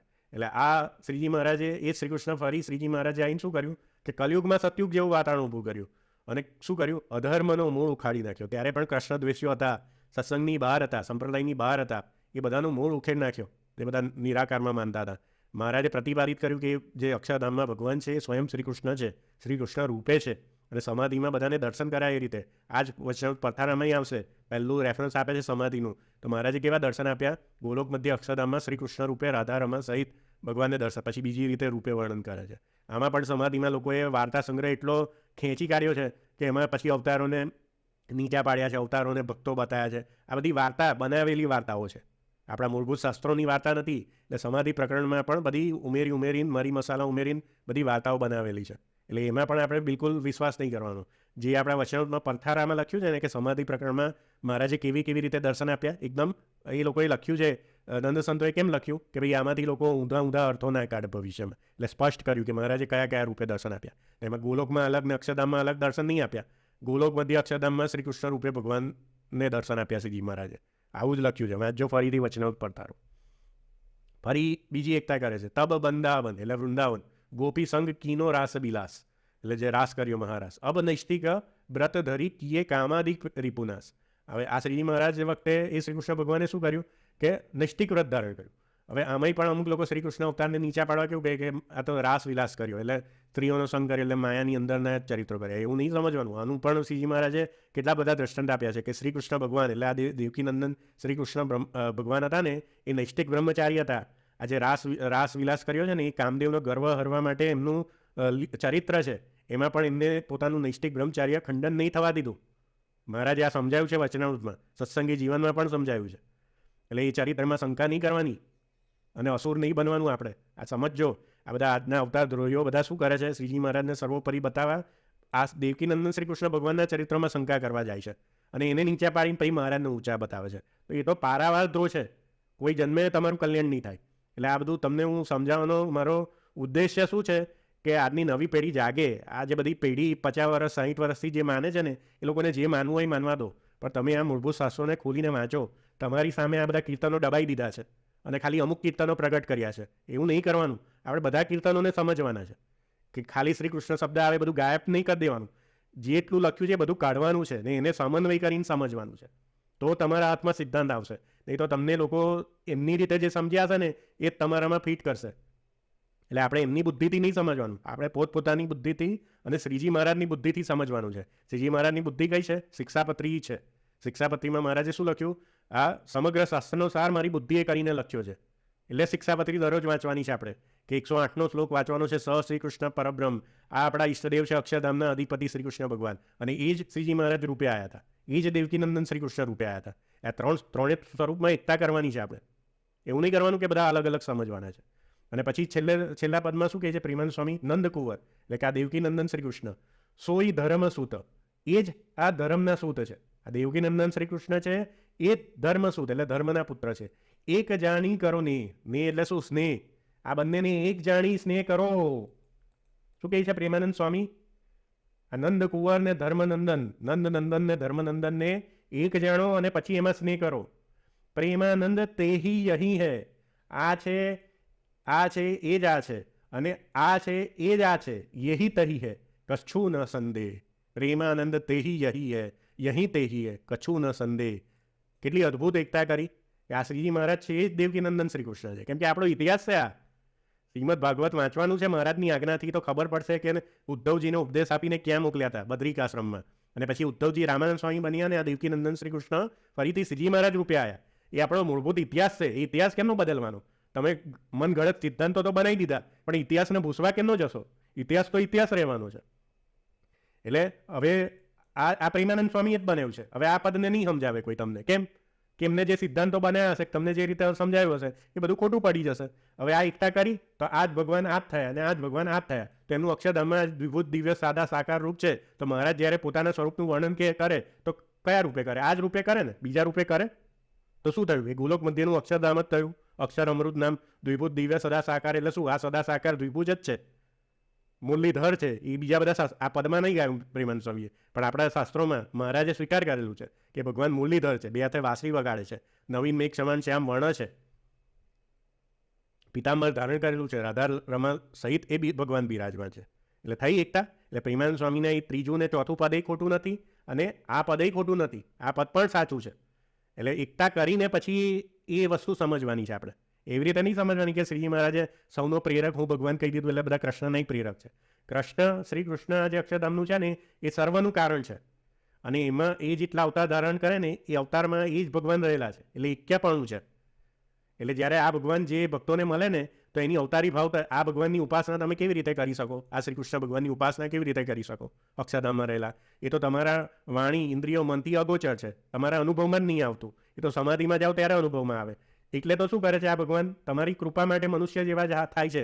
વચનામૃતમાં કેટલું સમજાવે તમને. આ બ્રહ્માંડમાં આવવા માટે મનુષ્ય જેવા થાય છે. એટલે આપણને એમાં સ્નેહ થાય, આપણે એમનું રૂપ દેખી શકીએ, આપણે એની પૂજા ઉપાસના કરી શકીએ. એટલે અવતારીની ઉપાસના કેવી રીતે શક્ય છે? અવતાર થકી જ અવતારીની ઉપાસના શક્ય છે. બીજું અવતારીની ઉપાસના કરવી હોય ડાયરેક્ટ તો તમારે સમાધિમાં જવું પડે પહેલાં.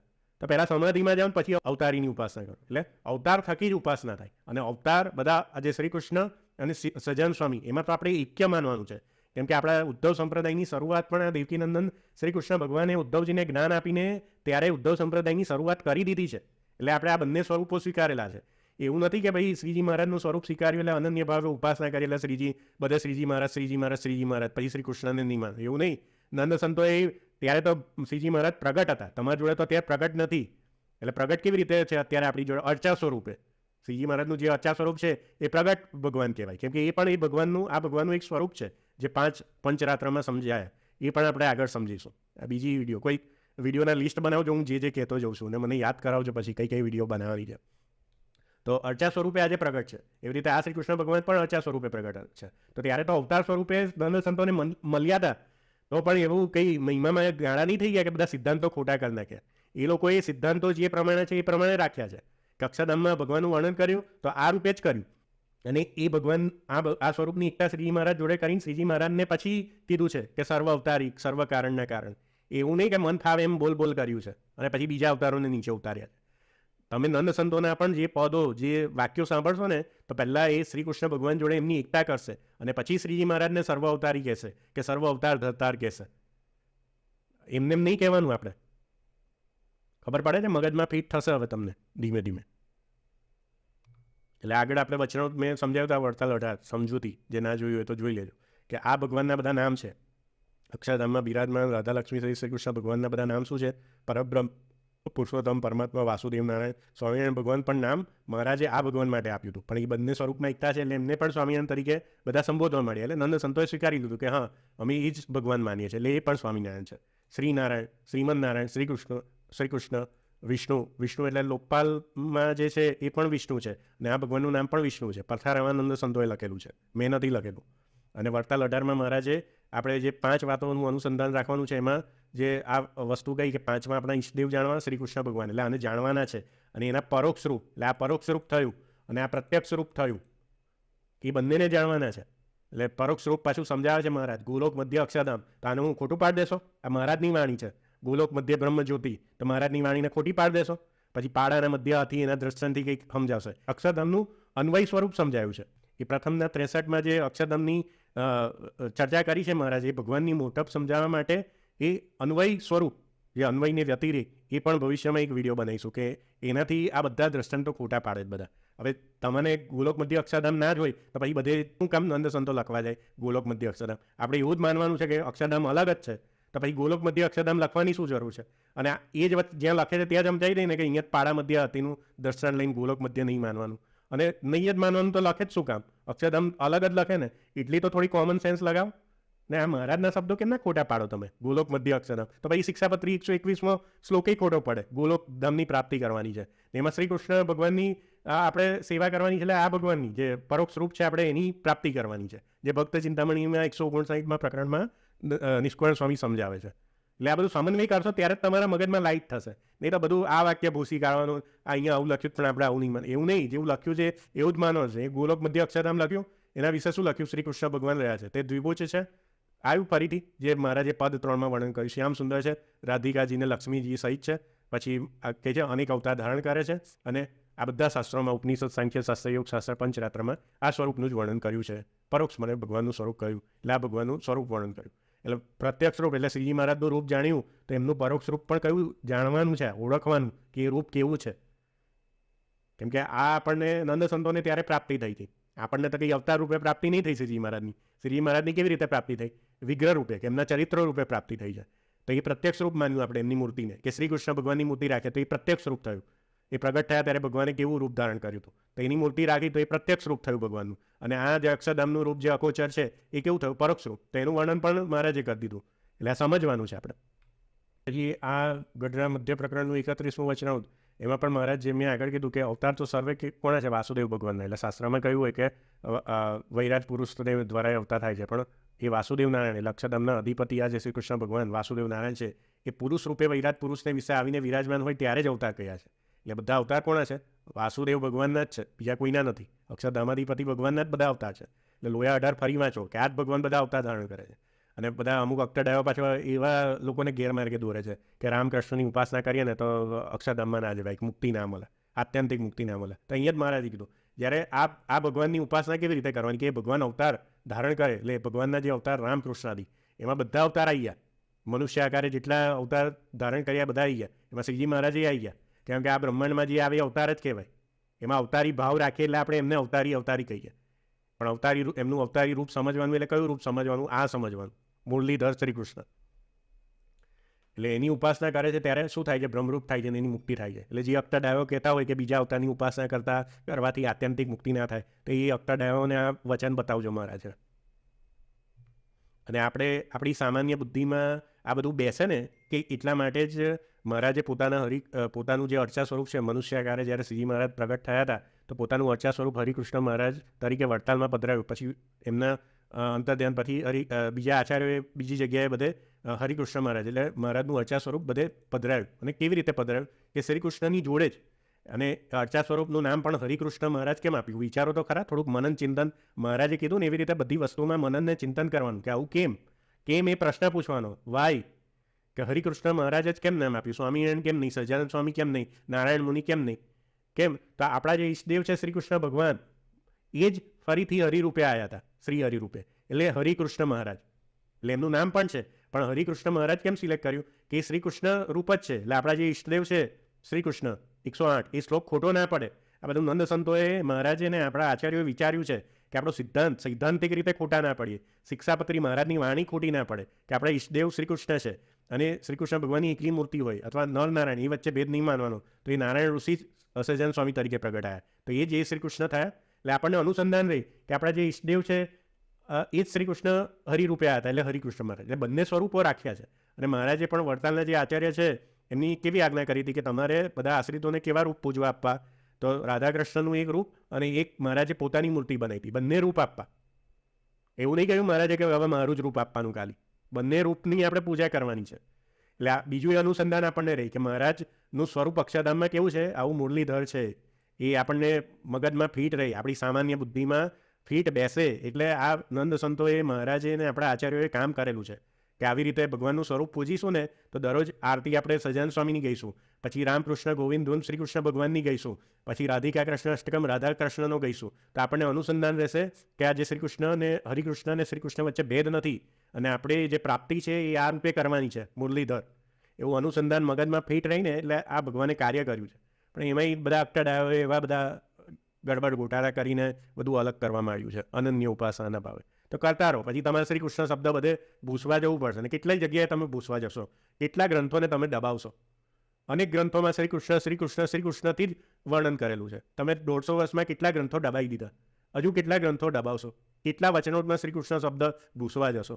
મહારાજે તો યાવતચંદ્ર દિવાકરો શિક્ષાપત્રીમાં જ લખી દીધું 108 સ શ્રી કૃષ્ણ પરબ્રહ્મ ભગવાન પુરુષોત્તમ ઉપાસ્ય ઇષ્ટદેવોનો સર્વ આવિર્ભાવ કારણમ. આને કેવી રીતે ભૂસવા જશો? શ્રીજી મહારાજની વાણી કેવી રીતે ખોટી પાડવા જશો? એ શ્રીજી મહારાજે પોતાના અંતર્ધ્યાન પહેલાં 4-5 વર્ષ પહેલાં જ આ શિક્ષાપત્રી 1882માં લખી. બધા વચનો બધા પતી ગયા છે, સંબોધન પછી લખ્યું છે. અને એમને વિચારીને ભવિષ્યનું વિચારીને જ આ લખ્યું છે કે અમુક બધા ભવિષ્યમાં આવશે અને શ્રી કૃષ્ણને અલગ કરવાનો પ્રયત્ન કરશે ને આખી સિદ્ધાંતની પથારી ફેરવવા બેસશે. એટલે લાય હું જ લખતો જવો હવે છેલ્લી કલમે શ્રી કૃષ્ણ પરબ્રહ્મ ભગવાન પુરુષોત્તમ. અને એ રીતે જ આપણા નંદ સંતોએ સ્વીકારેલું છે. એટલે દરરોજ એટલે વાંચવાની છે. દરરોજ 108નો શ્લોક તો દરરોજ વાંચવાનો કે શ્રી કૃષ્ણ ભગવાન આપણા ઈષ્ટદેવ છે, શ્રી કૃષ્ણ ભગવાન આપણા ઈષ્ટદેવ છે, સર્વ આવિર્ભાવનું કારણ છે. તો તમે શ્રીજી મહારાજની એકતા શ્રી કૃષ્ણ જોડે કરશો. નહીં તો પછી બધા જે આ ગડબડ ગોટા કરે છે એવાના રવાડે ચડીને તમે પછી મહારાજના શબ્દોમાં શું થશો? અસુરો થશો, બીજું કંઈ નહીં થાવ. એટલે થોડુંક વિચારો, મનન ચિંતન કરો આના પર. અને જે મૂળભૂત શાસ્ત્રોના પ્રમાણો વાંચ્યા ને એના પર થોડુંક અભ્યાસ કરો તો તમને આ બધી વસ્તુઓ સમજાશે. એટલે સાર જોઈ લઈએ. આપણે ફરી આવી જઈએ કે આ ગોલોક મધ્યે અક્ષરધામમાં બિરાજમાન ભગવાન રાધા લક્ષ્મી સહિત શ્રી કૃષ્ણ ભગવાન, એ બધા ભગવાનના નામ છે. અને એ ભગવાનનું કેવું છે? પરોક્ષ રૂપ છે કે જેની આપણે પ્રાપ્તિ કરવાની છે. અને અહીંયા આ લોકમાં એ ભગવાન જ્યારે પ્રગટ થાય દેવકીનંદન શ્રી કૃષ્ણ રૂપે, કે આપણા સંપ્રદાયમાં આચાર્ય રૂપે શ્રીજી મહારાજ રૂપે પ્રગટ થયા હતા. તો એ કોણ છે? એ શ્રી કૃષ્ણ ભગવાન જ છે કે જે સહજાનંદ સ્વામી રૂપે પ્રગટ થયા. આ લોકમાં પ્રગટ થયેલા હોવાથી એને પ્રગટ પુરુષોત્તમ કહેવાય છે. અને કેવું છે? પ્રત્યક્ષ રૂપ છે. કેમ કે આપણી આંખની સમક્ષ આપણે દેખી શકીએ છીએ ને અર્ચા સ્વરૂપે. આજે કે નંદ સંતોએ એને સાક્ષાત દેખ્યું હતું મનુષ્ય રૂપે, પણ આપણે અત્યારે કેવી રીતે દેખીએ છીએ? અર્ચા સ્વરૂપે, એમના દિવ્ય ચરિત્ર રૂપે એનો અનુભવ કરીએ છીએ. એટલે અવતાર રૂપે આ કોણ છે? એ જ ભગવાન અવતારી સ્વરૂપ છે. એટલે દિવ્ય ભાવ રાખવાનો એટલે કેવો રાખવાનો? કે શ્રીજી મહારાજ બીજું કોઈ નહીં પણ રાધા લક્ષ્મી સહિત એ શ્રી કૃષ્ણ ભગવાન છે, અક્ષરધામના અધિપતિ. એટલે આ પ્રેમાન સ્વામીના ઉડાના પદોથી આ વસ્તુ પ્રેમાન સ્વામીએ એવું નથી કીધું કે શ્રી કૃષ્ણ કરતાં અલગ છે. એમને તો મેં બીજું પદ બતાવ્યું, એમાં તો એકતા જ કરી ને. એમાંય કોની જોડે એકતા કરી? દેવકીનંદન શ્રી કૃષ્ણ જોડે. કેમ? એમનામાં પણ એટલું જ્ઞાન છે પ્રેમાનંદ સ્વામીના પર કે શ્રીજી મહારાજે આ સ્વરૂપ અદ્વૈતનો સિદ્ધાંત આપેલો છે. એટલે મારે દેવકીનંદન શ્રી કૃષ્ણથી શ્રીજી મહારાજને અલગ ક્યારેય ના કહેવાય. અને પછી ઓડાના પદો ગાય છે, એટલે બંને સમન્વય કરવાનો છે. એટલે અહીંયા આ ઓડાના પદોથી શ્રીજી મહારાજને શ્રી કૃષ્ણ કરતાં અલગ નહીં કહ્યા. અને અક્ષરધામ કહ્યું એટલે કંઈ ગોલોક કરતાં અલગ નહીં કીધું. એ ગોલોક મધ્ય અક્ષરધામ, એને મુખ્ય ગોલોક કહેવાય. એટલે મહારાજે કીધું છે કે બધા પુરાણોમાં અક્ષરધામનું સંબોધન ગોલોક અને વૈકુંઠ એવા બીજા સમાનાર્થી નામથી પણ કરેલું છે. આ સત્સંગી જીવનમાં મહારાજના વાક્યો છે. એટલે એ ધામને ગોલોક એ કહેવાય છે. પછી શિક્ષાપત્રી 121માં એ ધામ માટે મહારાજે ગોલોક શબ્દ જ વાપર્યો. અને શ્રી કૃષ્ણની સેવા કરવી એટલે શ્રી કૃષ્ણ ભગવાન કઈ વિરાજમાન છે? ગોલોક મધ્ય અક્ષરધામમાં. તો એ પણ સાચું પડ્યું, એ ખોટું પડ્યું તમારે આ પ્રમાણે સમજો તો એ પણ સાચું પડ્યું. એટલે તમે આ રીતે સમજશો ને તો બધી વસ્તુ સાચી પડશે. અને તમે અત્યારના જે અષ્ટાડાયો સમજાવે છે એવી રીતે સમજવા જશો ને તો શિક્ષાપત્રી જ પહેલાં ખોટી પડશે. મૂળભૂત શાસ્ત્રો તો પાર વગરના બધા ખોટા પડશે. આટલા બધા મૂળભૂત શાસ્ત્રોને ખોટા પાડીને તમારે શું કરવું છે? એના કરતાં બધી વસ્તુઓનો સમન્વય કરો ને તો તમને મહારાજનો જે સિદ્ધાંત છે, મૂળભૂત સિદ્ધાંત હાથમાં આવશે. નહીં તો પારાવાર દ્રોહ થશે ભગવાનનું. અને પછી એ કર્મ તમારા પર બંધાશે. જે લોકો તમને સમજાવીને તમારું શું કહેવાય સમય બગાડે છે, તમારું ધન બગાડે છે, એ લોકોને તો કંઈ પડી નથી, પણ તમારું કલ્યાણ બગડશે અને તમારું કર્મ બંધ નહીં થશે કે તમે ભગવાનના અવતારોનો દ્રોહ કરશો. એટલે મહારાજના મતે તો અસુર શ્રેણીમાં જશો, પછી આસુરી યોનિમાં જ ફરતા રહેશો. તો શું કરવાનું છે? આપણે આ સત્સંગમાં કેમ આવ્યા છે? મહારાજને પામમાં આવ્યા છે. આપણે સાધુઓને પામમાં થોડા આવ્યા છે. સાધુઓનો મહિમા કેમ મહારાજે સમજાવ્યો છે કે સાધુઓ શાસ્ત્રોને ભણેલા હોય. એટલે પહેલાંના વખતમાં ટેકનોલોજી નથી. આપણે સાધુ જોડે જઈએ ને તો જ જ્ઞાન મળે. કેમ કે એ સાધુ દરરોજ ભગવાનના શાસ્ત્રો વાંચે છે. એટલે સાધુનો સમાગમ, સંત સમાગમ મહારાજે કેમ કીધો છે કે ભાઈ એ સાધુ જોડે જશો તો તમને ભગવાનની વાત કરશે, તો તમને ભગવાનમાં કેમ ભક્તિ કરવી, મુક્તિ કેમ મેળવવી એ બધું ખબર પડશે. પણ હવે એમાંય એ બહાર આજે અસુરો હતા કૃષ્ણ દ્વેષીઓ, એ બધા આજે સંપ્રદાયમાં ઘૂસી ગયા છે. તો એ લોકો કૃષ્ણનો દ્વેષ કરે છે. તો એના માટે પછી આપણે થોડું આપણો ભાવ બગાડવાનો છે. એટલે આપણે વિચારવાનું છે, મનન ચિંતન કરવાનું છે આમાં કે આપણે મહારાજના કયા પ્રમાણે આ જે વૈષ્ણવ સિદ્ધાંત આપેલો છે એનો દ્રોહ ક્યારેય ના થાય. એટલે મૂળભૂત ગ્રંથો આપણે પાછા ખોલીને વાંચીએ, એને ફંફોસીએ, આપણે એને માળીએ નહીં ચડાવી દેવાના. અને અત્યારના બધા વાર્તા સંગ્રહ બધા આધુનિક લોકોએ લખેલા છે એ બધા વાર્તા સંગ્રહ નહીં વાંચવાના. સાધુઓના ચરિત્ર નહીં વાંચવાના. ભગવાનના અવતારના ચરિત્ર જ વાંચવાના છે. સાધુઓના ચરિત્ર વાંચવાની મહારાજે ક્યાંય આજ્ઞા નહીં કરી. સાધુઓ જોડે જાઓ તો એ ભગવાનમાં જોડે. પણ આજે ઊંધું થઈ રહ્યું છે. ભગવાનને સાઈડમાં કરતા જાય છે અને બધા સાધુમાં જોડાય. આ તો પછી તમે કયા રસ્તે જશો? એટલે મહારાજે કીધું છે વિમુખ શબ્દ કેમ વાપર્યો છે કે ભગવાનથી મુખ ફેરવી લે. એટલે ભગવાનથી વિરુદ્ધ તરફની ગતિ ના થઈ જાય આપણી. એ આપણે વિચારવાનું છે કે ભગવાન તરફ આપણી ગતિ રહે, શ્રી કૃષ્ણ તરફ આપણી ગતિ રહે અક્ષરધામના. એ વિચારવાનું છે. એટલે આ કોઈ વાત આનાથી આ ઓડાના પદથી સિદ્ધ નહીં થતી. જે આજે બધા બુદ્ધિશાળી લોકો તમને સમજાવે છે ને કે ભાઈ ઓડાના પદથી આપણે શ્રીજી મહારાજનો મહિમા, પદોથી ને કીર્તનોથી કોઈ સિદ્ધાંત પ્રૂવ ના થાય. સિદ્ધાંત શેનાથી પ્રૂવ થાય? મૂળભૂત શાસ્ત્રોથી પ્રૂવ થાય. સિદ્ધાંત કોઈ સંપ્રદાયનો પ્રૂવ કરવો હોય તો કીર્તન ના બતાવાય, એને મૂળભૂત શાસ્ત્રો બતાવવા પડે. એટલે શિક્ષાપત્રી ખોટી પાડીને આ પદને સાચું ના મને. આ પદ મેં તમને સાચી રીતે સમજાવ્યું. એમાં પણ પ્રેમાનંદ સ્વામી એવું કંઈ નહીં કીધેલું. અને પ્રેમાનંદ સ્વામીનું બીજું પદ પણ સમજાવ્યું. એમાં એકતા જ કરેલી છે. એટલે મહારાજે કયા ભાવે? અવતારી ભાવે, આ ભાવે એમનું સ્વરૂપ સમજાવ્યું છે પરોક્ષપણે. એવી રીતે એ પદ સમજવાનું છે આપણે. અને એવી રીતે જ છે, બીજી કોઈ રીતે નથી. એટલે આ જે બે વસ્તુ તમને જે સમજાવે છે એ ખોટું છે. એટલે આમાં જે મૂળભૂત શાસ્ત્રોમાં ગોલોક મધ્ય અક્ષરધામનું વર્ણન કર્યું એ બધા મૂળભૂત શાસ્ત્રોમાં એ રીતે જ છે. શિક્ષાપત્રી 108 પણ સાચી પડી. શ્રી કૃષ્ણ પરબ્રહ્મ 121મો શ્લોક ગોલોક આપણે જવાનું છે ને એમાં શ્રી કૃષ્ણની સેવા કરવી એ મુક્તિ માની છે. તો એ શ્રીજી મહારાજની વાણી સાચી પડી. આ રીતે સમજ્યા તો ભક્તિ ચિંતામણી એક પ્રકરણ સાચું પડ્યું કે આ જ ભગવાન બધા અવતાર ધારણ કરે. પહેલાં નરનારાયણ રૂપે આવ્યા, પછી દેવકીનંદન શ્રી કૃષ્ણ રૂપે આવ્યા, અને પછી એ જ ભગવાન શ્રીજી મહારાજ રૂપે આવ્યા. 159માં એમને ગોલોક મધ્ય અક્ષરધામનું વર્ણન કર્યું. એમાં આ ભગવાનનું આ રૂપે વર્ણન કર્યું રાધારમા સહિત. તો એ સાચું પડ્યું. પુરુષોત્તમ પ્રકાશ એક ફરી એની એ જ વસ્તુ, તોય સાચું પડ્યું. તો આ જ થયું. વચનાવત પરથારો એમાં પણ આ ભગવાનનું વર્ણન, તો એ સાચું પડ્યું. અનેક વચનાવતમાં શ્રી કૃષ્ણ ભગવાનનું અક્ષરધામ એ પણ સાચું પડ્યું. ધામ વર્ણન ચાતો એ સાચી પડી. ધર્માખ્યાન સાચા પડ્યા. વાસુદેવ મહાત્મ્ય સાચું પડ્યું. સત્સંગી જીવન આખો સાચો પડ્યો. તો આપણે શું સાચું માની? આ સાચું માનવાનું છે. જે અક્ષરડાયોએ આ સમજાવ્યું છે તમને આ પદથી કે આ પદથી મહારાજનો આપણે મહિમા સમજવાનો છે. એટલે આ બધું ખોટું પાડવાનું, ખોટું નહીં પાડવાનું. એમાં એવું કંઈ નહીં લખ્યું. એ તમને બધું શું કહેવાય અડધી હકીકત બતાવીને તમને બધું સમજાવે છે. જે પૂરેપૂરી હકીકત બતાવીને સમજાવતા નથી. એટલે તમારા મગજમાં એક ભ્રમ ઉત્પન્ન થાય છે. એટલે એને શું કહેવાય કે તમારી બુદ્ધિ બાંધે છે. અમુક વાક્યોથી તમારી બુદ્ધિ બાંધે છે. પણ આપણે એવી બુદ્ધિ લોકોના કહેવાથી બાંધવાની નથી. આપણી બુદ્ધિ ખુલ્લી રાખવાની છે. મહારાજના વચનોથી આપણી બુદ્ધિમાં નિશ્ચય કરવાનો છે. બરાબર? તો આ એનો સાર થયો કે ઓડાના પદોથી પ્રેમાનંદ સ્વામી ક્યારેય શ્રીજી મહારાજને શ્રી કૃષ્ણ કરતાં અલગ નહીં ગયા. એટલે કોઈ સિદ્ધ કરવા જાય ને તો એને પ્રેમાનંદ સ્વામીનું આ પદ બતાવવાનું, મંગલ મૂર્તિ માધુરી સહજાનંદ. એને કહે કે પહેલાં પ્રેમાનંદ સ્વામીએ કેવી એકતા કરી છે પહેલાં વાત તો કરો. એમને આડે દળ ઝીકાઝીક કરો છો અને અક્ષરધામને ગોલોક કરતાં અલગ બતાવે ને એને આખું વચનામૃત ગોલોક મધ્ય અક્ષરધામથી જ ભરેલું છે. એને બધા દ્રષ્ટાંત આપો ને બધા મૂળભૂત શાસ્ત્રોના કેટલા બધા પ્રમાણ છે. અને પ્રથમનું 63 પાડા મધ્ય અતિથી સમજાય છે ને એના પર પણ મેં વિડીયો બનાવી છે. એ પણ જોજો, એમાં મેં શાસ્ત્રના પ્રમાણ આપ્યા છે. અને એને પણ સમજીશું કે અન્વય સ્વરૂપ કેવી રીતે સમજવાનું છે અને વ્યતિરેક સ્વરૂપ કેવી રીતે સમજવાનું છે. એટલે આપણે અક્ષરધામની પરિકલ્પના પણ આપણા મગજમાં ફીટ બેસે. બરાબર, એ વિડીયો પણ આપણે ભવિષ્યમાં જોઈશું. આ આપણે આજની વિડીયોમાં સમજીએ. હવે આમાં જેને કોઈ પ્રશ્ન અને શંકા હોય તો તેઓ કમેન્ટ બોક્સમાં પૂછી શકે છે. એનો હું મારી અનુકૂળતા પ્રમાણે જવાબ આપવાનો પ્રયત્ન કરીશ. તો વિડીયોના અંતમાં આ વિડીયો બનાવવાનું જે મારું કર્મ છે એને હું મારા ઈષ્ટદેવ કે જે શર અને અક્ષરથી પર એવા જે શ્રી કૃષ્ણ ભગવાન છે એમના ચરણોમાં એમની પ્રસન્નતાના અર્થે સમર્પિત કરું છું. સર્વને જય સ્વામિનારાયણ.